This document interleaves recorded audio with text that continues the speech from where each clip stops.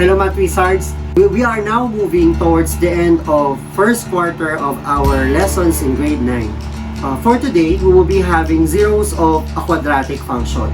Let us talk about the zeros of a quadratic function.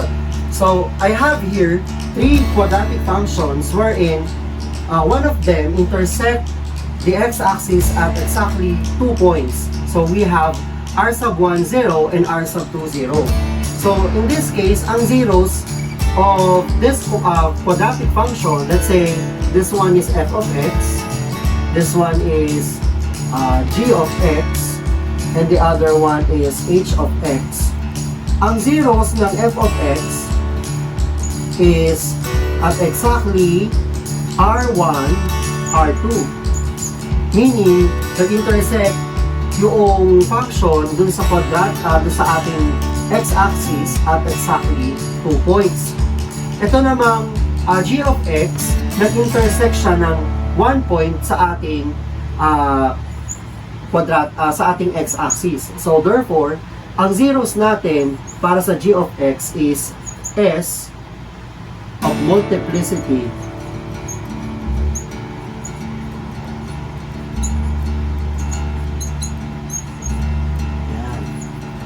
okay. So, yan po yung ibig sabihin natin, kaya tayo nag-indicate ng s of multiplicity 2. So, this is the same with the idea of roots of a quadratic equation. So, kung mapapansin natin, bakit kaya naging of multiplicity 2? So, sinasabi na kapag ka dumaan at exactly 1 point sa x-axis ang isang function na sinasabing multiplicity of 2, it means that tumama siya doon sa x-axis at nag-iba siya ng direction. Kaya siya naging of multiplicity of 2. That's why, pagka nagkaroon tayo ng line na sinasabi natin na, say you have this line K o line L. Yung line L, tumama siya dito sa x-axis at exactly 1 point. So, ibig sabihin, may zeros din siya.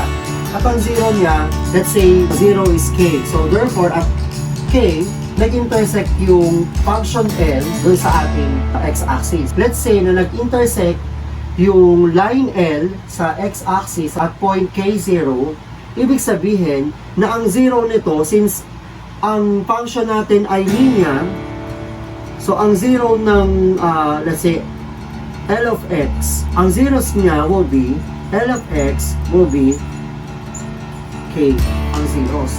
So, ibig sabihin, na nangangahulugan lang na kapag dumaan siya at exactly ang zero niya ay K, ibig sabihin line siya, nag-intersect siya. Pero pag sinabi natin na S of multiplicity of 2, ibig sabihin dumaan siya, tumama siya doon at exactly 1 point sa x-axis at nag-change siya ng direction. So yun po yung difference ng sinasabi natin zero na isa at yung 0 na may multiplicity of 2. Okay po. So, dito din po natin malalaman na yung function, kapag di ba, when we solve quadratic equation, meron tayong nakikita ng mga imaginary roots. Ibig sabihin po ng imaginary roots, hindi tumatama yung equation sa x-axis. Kaya po nagkakaroon ng imaginary roots. So, in this case, h of L, h of x has no zeros. Okay? So, pwede po siya ay nasa ibaba ng x-axis or it's either nasa taas ng x-axis. So, yun po ang ibig sabihin kapag we are pertaining to zeros na imaginary. It will never never touches the x-axis. Okay. Given a graph, we could identify the zeros of the function by just identifying the point of intersection of the graph of a quadratic function to the x-axis. So, doon natin malalaman na yung point na yun ang ating zeros. Okay? You will just get the number or the x coordinate of that ordered pair, and that is already our zeros. So, yung point, the ordered pair where the graph and the x-axis intersect is what we call the x-intercept of our graph. Let's have the first example. Let's say you have f of x is equal to x plus 6 times the quantity x minus 1. X minus let's say you have f of x is equal to x plus 6 times the quantity x minus 4. In this case, kailangan natin i-equate natin or evaluate natin yung function wherein we substitute f of x to 0. So magiging 0 is equal to x plus 6 x minus 4. So since siya ay naka-equal na sa 0, by zero product property, we could equate x plus 6 is equal to 0 and x minus 4 equal to 0. So the answer will be x is equal to negative 6, x is equal to 4. Therefore, our zeros will be negative 6 and 4. Let's have f of x is equal to x squared minus 4x minus 21.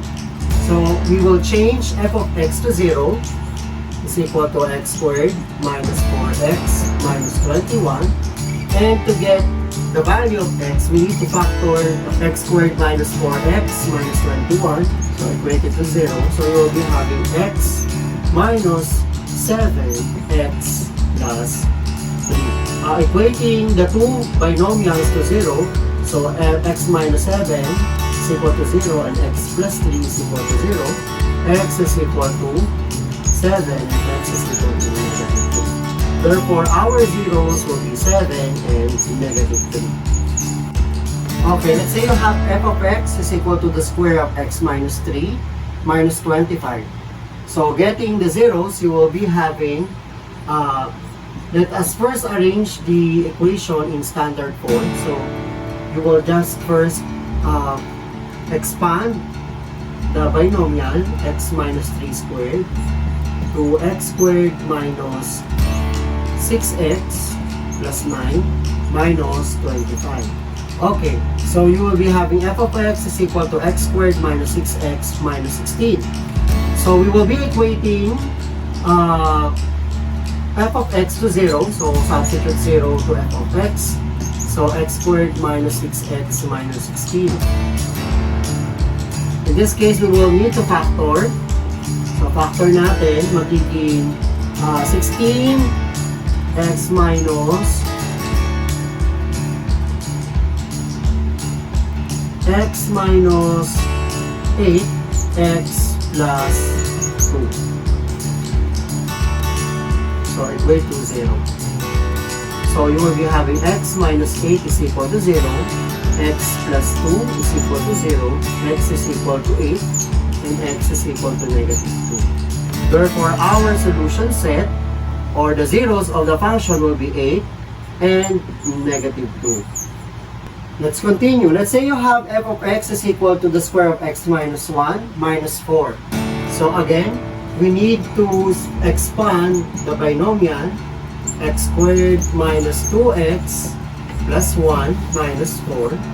So you will be having f of x is equal to x squared minus 2x minus 3. So substituting 0 to f of x, you will have x squared, 0 is equal to x squared minus 2x minus 3. And we need to factor the two, we need to factor x squared minus 2x minus 3 and equate it to 0. So x minus 3, x plus 1. Okay, so we will be arriving at x minus 3 is equal to 0 by zero product property. X plus 1 is equal to 0. So x is equal to 3 and x is equal to negative 1. Therefore, the zeros of the function will be 3 and negative 1. For our practice exercises, try answering the following multiple choice items.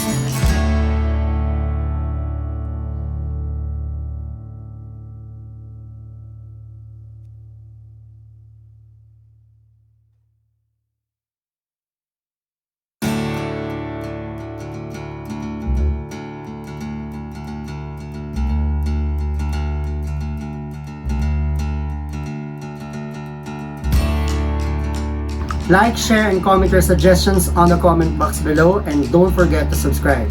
To get notified with our latest videos, just click the notification bell.